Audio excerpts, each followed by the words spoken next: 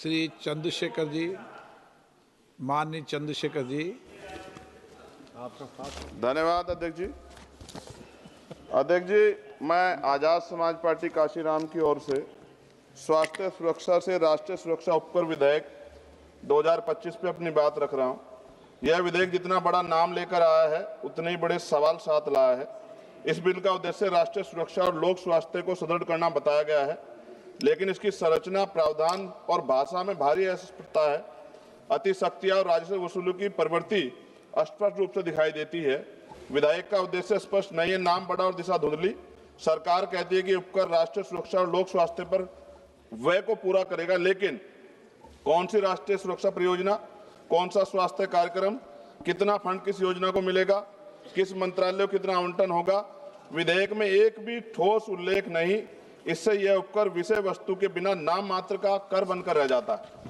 अध्यक्ष जी, विधेयक स्पष्ट कहता है कि उपकर का पैसा कंसोलिडेटेड फंड और ऑफ इंडिया में जमा होगा। इसका अर्थ है पैसा किसी भी सामान्य सरकारी खर्च में मोड़ा जा सकता है।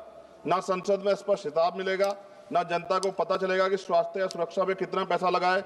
यदि पैसा कहीं भी जा सकता है तो इस उपकर का नाम स्वास्थ्य सुरक्षा क्यों? उत्पादन आधारित उपकर, उद्योग पर भारी प्रहार। इस बिल में मशीनों की क्षमता और उत्पादन पर उपकर लगाया जाएगा। इतना भारी उपकर छोटे उद्योग को समाप्त करेगा, मध्यम उद्योग को अस्थिर करेगा, लाखों परिवारों की आजीविका खतरे में पड़ेगी, उत्पादकों पर अनुचित आर्थिक दबाव पड़ेगा। क्या सरकार उत्पादन और उद्यमियों को दंडित करना चाहती है बिल लाकर? क्या अधिकारियों को अत्यधिक सख्त या भ्रष्टाचार का खतरा दोगुना? विधेयक में तलाशी, जब्ती, छापे, निरीक्षण, गिरफ्तारी और सख्त ऑडिट के विशाल अधिकार संयुक्त आयुक्त स्तर के अधिकारियों को दिए गए हैं। इससे अधिक शक्तियों से दमनकारी कर वसूली बढ़ेगी, व्यवसायी भय में काम करेंगे, भ्रष्टाचार और रेंट स्कीम को बढ़ावा मिलेगा। इतिहास गवाह है, कभी अत्यधिक दमन से न अनुपालन बढ़ता, न राजस्व। अवैध छुपा हुआ भूमिगत उत्पादन बढ़ेगा। जब मशीन की क्षमता पर भारी उपकर लगाया जाएगा तो उद्योग उत्पादन छुपाएंगे, अवैध यूनिटें चलाएंगे, अंडरग्राउंड फैक्ट्रियां बढ़ेंगी, काला बाजार मजबूत होगा। और WHO के अनुसार GST सेस बढ़ने के बाद अवैध बाजार में 13,000 करोड़ तक दुगना हुआ है। क्या सरकार वही गलती दोहराना चाहती है? नशीले उत्पादों की मांग कीमत बढ़ने पर भी नहीं घटती। अध्यक्ष जी, पान मसाला जैसे उत्पाद एडिक्टिव है।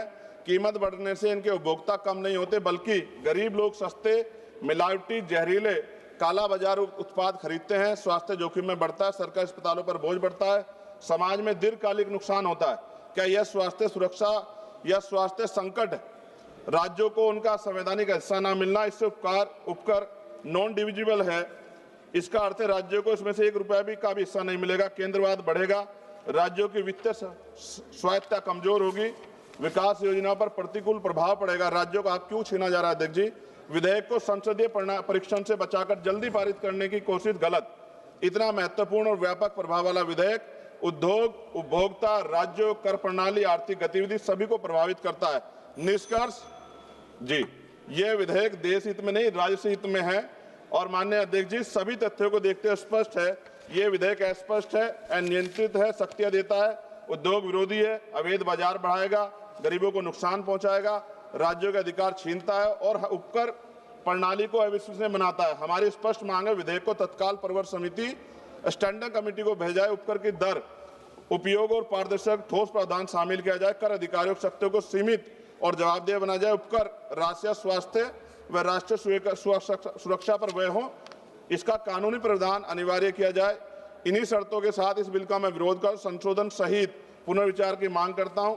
अध्यक्ष जी, अंत में इस बिल को पढ़कर मुझे ऐसा लग रहा है कि देश की सुरक्षा में अब अत्याधुनिक हथियारों की नहीं, पान मसालों की ज्यादा जरूरत है। और हर चौराहे पे खड़े होने वाला व्यक्ति कहेगा कि देश की सुरक्षा में सबसे बड़ा योगदान उसका है। धन्यवाद अध्यक्ष जी। जय भीम, जय भारत, जय संविधान। रामप्रीत मंडल जी। माननीय अध्यक्ष जी,